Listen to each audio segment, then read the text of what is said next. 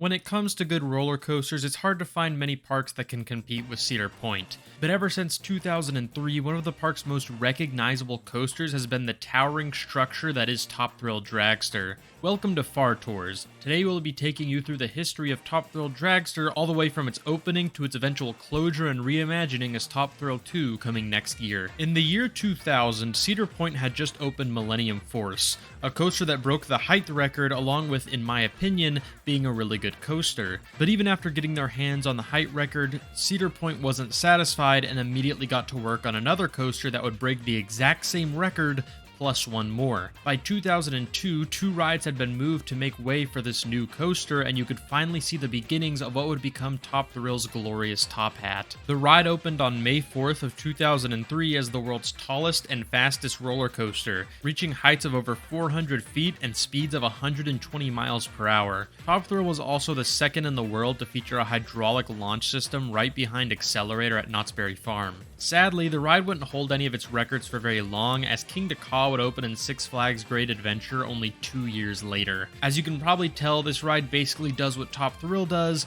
but just on a larger scale, as well as having a smaller hill near the end. The ride reached 128 miles per hour, as well as reaching heights of over 450 feet, which is what allowed it to take both the height and speed records from Top Thrill Dragster. Now, almost immediately after Top Thrill opened, it faced technical issues, causing it to close not long after opening to once again be reopened in July. But even after this short closure, the ride would not be free from incidents for the rest of its lifespan. One of the most notorious malfunctions on the ride is when the train is unable to crest the top of the hill and begins to roll back the way it came. From what I can tell, nothing bad has ever happened relating to the rollback, and it honestly seems like a pretty fun thing to experience. I guess Cedar Point thought it was fun as well, because the rollback is now just a part of the ride with Top Thrill 2, which does make me wonder if this ride will also occasionally not be able to make it to the top, which would give you a double rollback. I guess we'll just have to wait and see with that one. But one of the first serious incidents to occur on the ride was in 2004 when 4 people were hit by debris that had fallen off the ride. This left the riders with scrapes, mostly on their arms, and one with cuts on their face. From what I've seen, all riders ended up being okay and had no major injuries, which would not be the same for the next incident. In 2021, a woman was struck in the head by a piece of debris that flew off the ride while she was waiting in line. This caused some serious injuries to her head, which is never a good thing. Thankfully, she lived through the incident, but not without some serious injuries. She is now suing the park over what happened. This incident is ultimately what would cause the ride to close and would eventually spark the creation of Top Thrill 2. Now, as far as the ride experience itself, it's a pretty simple one.